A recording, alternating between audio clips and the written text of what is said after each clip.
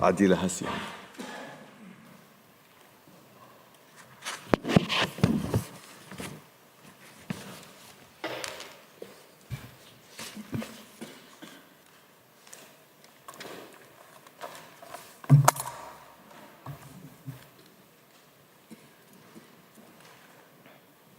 You have the floor, madam. Mr. President, members of the court, it is a privilege to appear again before you on behalf of South Africa. But it's also tragic that we are back here 4 months after this court first ordered provisional measures in this case against the State of Israel. South Africa is compelled to appear before you with this urgent request for provisional measures in circumstances where the alarm sounded by the court on 28 March 2024 that, quote, all the indicators of genocidal activities are flashing red in Gaza, end quote, and in Rafah in particular, is sounding louder than ever before. This is because Israel has defied every single provisional measure indicated by this court in its orders of 26 January and 28 March, and in its decision of 16 February. As I stand before you today, Palestinians in Gaza are not safe. They are not secure. They are still being subjected to an ongoing and intensifying genocide at the hands of Israel. Their future hangs in the balance.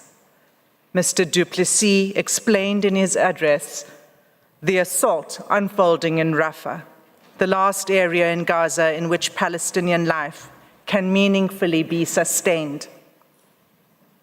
The assault on Rafah, which has triggered this application, is inextricably linked to the ongoing genocidal conduct being committed across Gaza.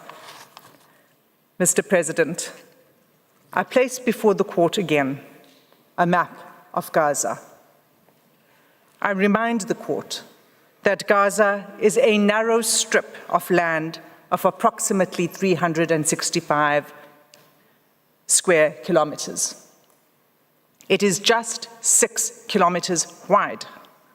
The length from top to bottom is just 44 kilometers, which is about the distance between this court and Schiphol Airport.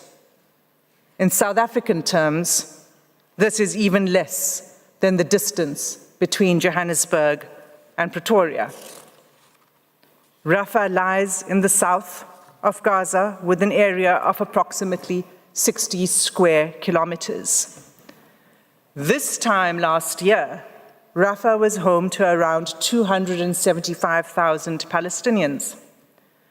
As a result of Israel's onslaught and its evacuation orders covering more than 3/4 of Gaza's total territory, 1.2 million additional Palestinians fled into Rafah under order of Israel as a place of last refuge. Now, Israel has issued further evacuation orders directing Palestinians to leave Rafah. In just the past week, 600,000 Palestinians have been forced to flee from Rafah, but with nowhere to go. There is a total collapse of infrastructure, of sanitation, of water, of food supply. In short, the conditions necessary to sustain life for the 2.3 million Palestinians in Gaza. The picture on the screen shows Palestinians last month starting to return to their homes after Israel's withdrawal of its occupation of Khan Yunis. As we can all see, there is nothing left. Israel's most recent actions in Rafah bring its coordinated plan aimed at the destruction of the essential foundations of Palestinian life in Gaza into horrifying focus. We are in the final stages of that coordinated plan, where the different actions of Israel, to use Lemkin's terminology, the systematic disintegration of the political and social institutions and the economic existence of national groups and the destruction of the personal security, liberty, health, dignity, and even the lives of Palestinians have led to the present precipice.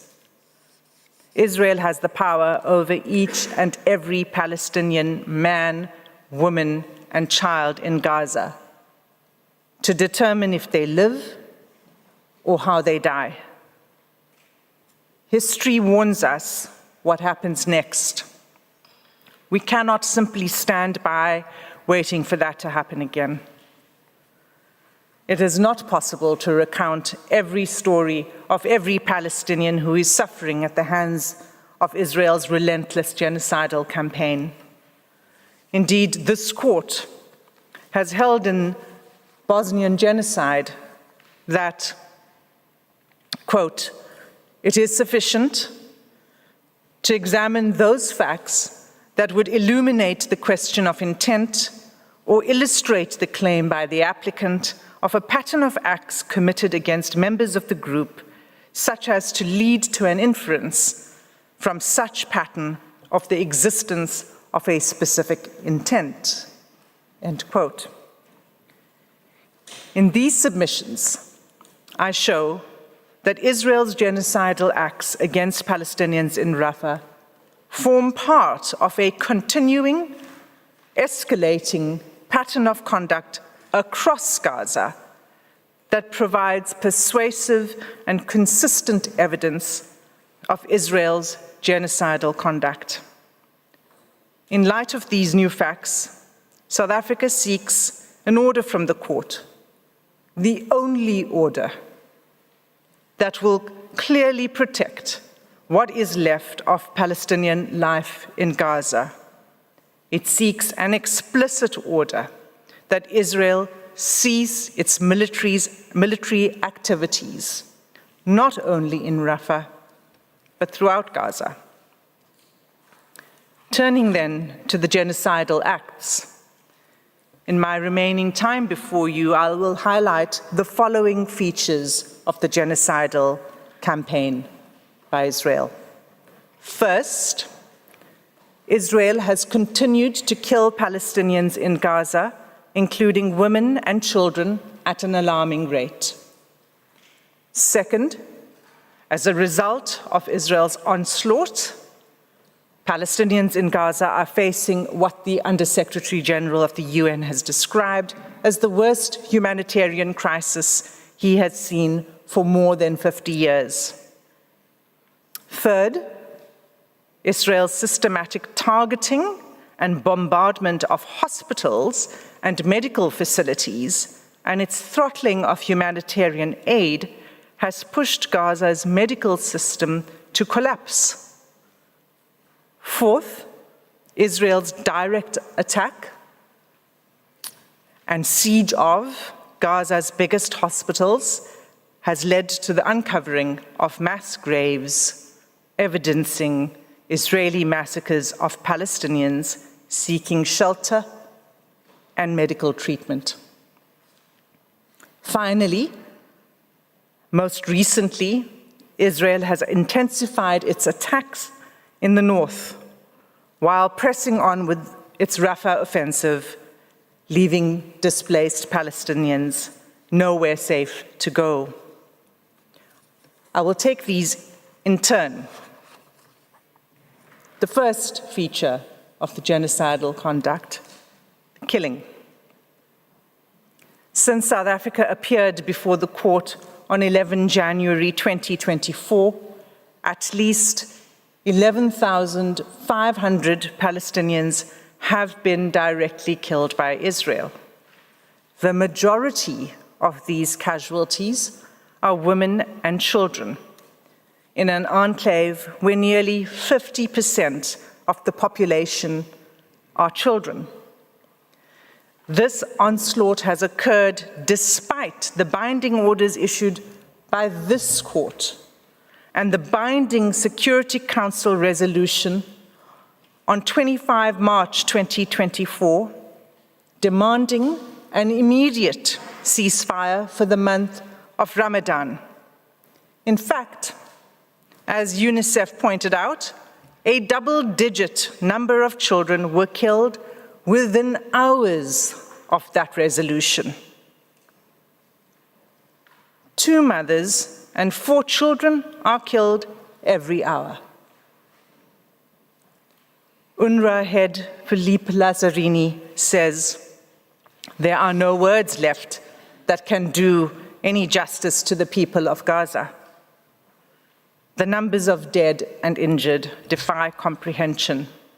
At least 35,000 Palestinians killed and 79,000 injured, with 10,000 more reportedly missing or under the rubble.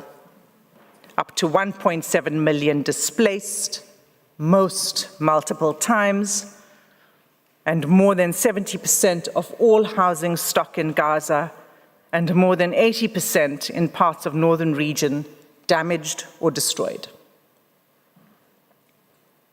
The second feature is a humanitarian catastrophe. Israel's coordinated plan in Gaza has resulted in a humanitarian crisis, the crisis that this court warned about in January, February, and in March.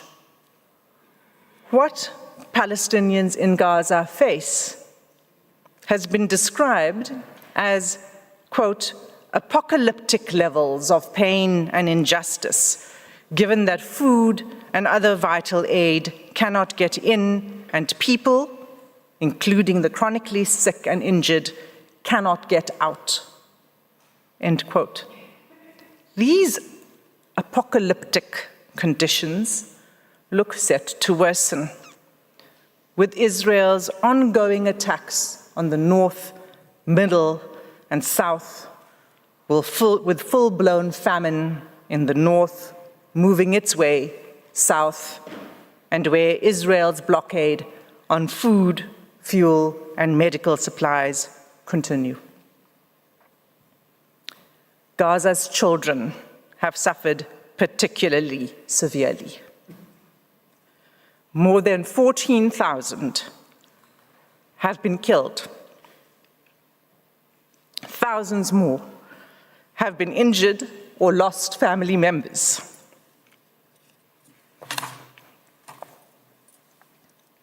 While an estimated 17,000 children are unaccompanied or separated.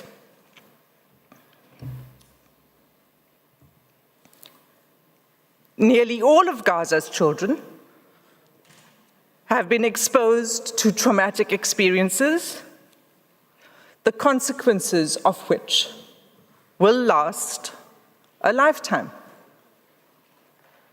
Make no mistake, these conditions are a direct result of Israel's military onslaught on the besieged enclave, with full knowledge of the destructive consequences of this humanitarian crisis. In these circumstances, the thwarting of humanitarian aid cannot be seen as anything but the deliberate snuffing out of Palestinian lives. Starvation to the point of famine, obstructing aid in the face of famine, and killing of at least 200 aid workers. For the court's previous orders to be effective, for the provision of humanitarian aid urgently and at scale, Israel has to be ordered to stop its military offensive. The third feature of genocidal conduct relates to the crippling of Gaza's medical system. Israel's offensive on Rafah has further reduced access to health care in an already decimated health system. Only 2 out of 36 hospitals are located within the so-called humanitarian area designated by Israel. In just 6 days, between 6 and 12 May, Médecins Sans Frontières recorded that it was forced to suspend its life-sustaining activities at Al-Shabura Clinic, hand over its activities at Al-Emirati Hospital, and was forced to close its activities in Rafah Indonesian Field Hospital, as it could not guarantee the security and safety of patients and staff with the ongoing offensive. The assault on healthcare within Rafah is the culmination of a pattern of attacks on healthcare services in Gaza, through which the main hospitals across Gaza have completely stopped functioning. After Israel's military seized the Rafah and Kerem Shalom crossings last week and prohibited the importation of life-giving fuel to hospitals on 13 May, the European Gaza hospital completely ran out of fuel and experienced a total blackout. Without fuel, hospitals cannot sustain incubators, respirators, and life-saving machinery. Healthcare in Gaza is crippled by shortages of food, fuel, oxygen, medicines, and anesthetics. The obstetric and maternity health system in Gaza is virtually non-existent, and every functioning medical facility is overwhelmed with patients. Babies continue to die of malnutrition and starvation. Nor is there any escape. Medical evacuations are impossible. Israel has seized control of all entry and exit points into and out of Gaza, trapping an already suffering population and inflicting conditions of life calculated to bring about Palestinians' physical and biological destruction in clear violation of Article 2C of the Genocide Convention. The fourth feature of genocidal conduct is the discovery of mass graves. In its targeted attack on hospitals, Israel has killed hundreds of civilians, including doctors and medical staff, turning centers built for healing into mass graves full of the decomposing bodies of men, women, and children. On 10 April, a UN inspection team reported that Khan Yunis was reduced to rubble and dirt, and returnees discovered ghastly scenes of unearthed mass graves containing the massacred bodies of the elderly, women, children, and men at Al-Nasser Hospital. Blue scrubs reportedly still clothed the dead bodies of medical staff. Many were decapitated. 324 decomposing bodies were discovered, many stripped and handcuffed. Of these, only 42 were identified. Another 30 bodies were discovered in 2 mass graves in Al-Shifa Hospital, with only 12 bodies identified, prompting the UN Secretary General to call for the immediate access of independent investigators. These bodies included women and children, with many reportedly showing signs of torture and summary executions.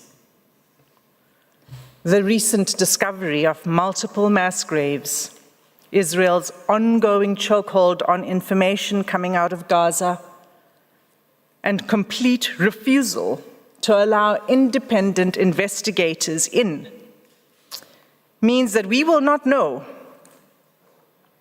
how many Palestinians have been killed by Israel's military campaign for some time, if at all, and only if the evidence is not obliterated by Israel's ongoing military operations in what Commissioner Volker Turk describes as the prevailing climate of impunity.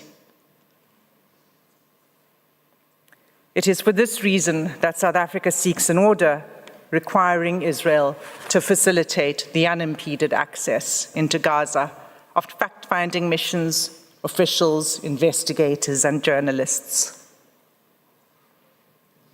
The fifth feature of genocidal conduct relates to Israel's intensified attacks in the north.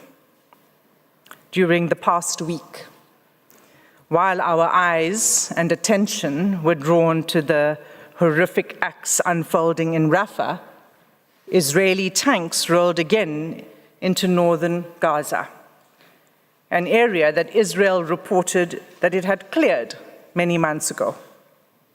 On 11 May, Israel issued evacuation orders over 22 neighborhoods in Jabalia in northern Gaza.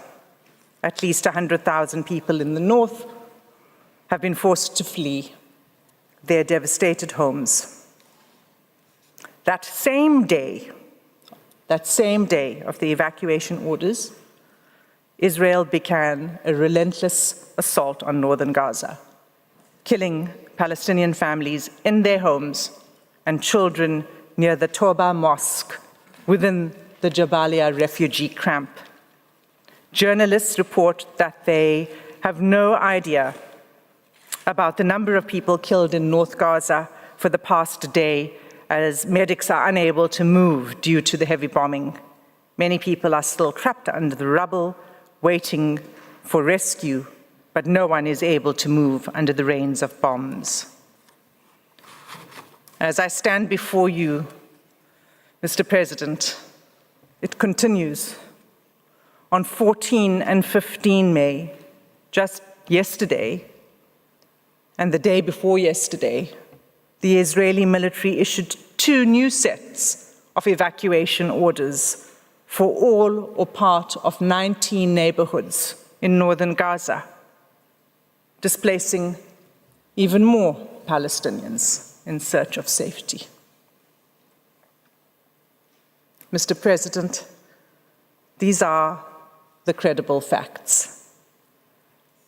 Israel will no doubt once again deny and cast aspersions on the information presented by South Africa and provided by the UN and other international actors, including those this court itself has relied on.